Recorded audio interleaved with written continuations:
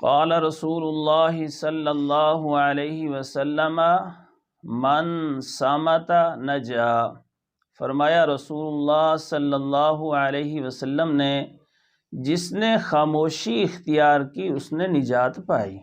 میرے بھائیوں، اکثر یہ ہوتا ہے کہ جس آدمی کی عادت ہوتی ہے زیادہ باتیں کرنے کی، وہ آدمی بات بات پر پھنس جاتا ہے۔ کسی کی کچھ بات سنی، اس کو بڑھا چڑھا کر بیان کر دیا، اس کو بتایا، اس میں گلہ ہو گیا، اس میں شکوہ ہو گیا، اس میں بہتان ہو گیا۔ تو ان عادتوں سے ہمیں بچنا چاہیے اور اپنی عادت میں ایک خاموشی رکھنی چاہیے۔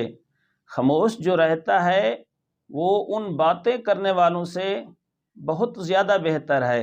ہاں، بات کرنی ہے تو دین اسلام کی کریں، بات کرنی ہے کہ اللہ کی تعریف کریں، رسول اللہ صلی اللہ علیہ وسلم کی تعریف کریں، صحابہ کرام کی تعریف کریں، اپنے اندر کی صلاحیت کو ان کاموں میں خرچ کریں، زیادہ تو زیادہ دین کی بات چلائیں۔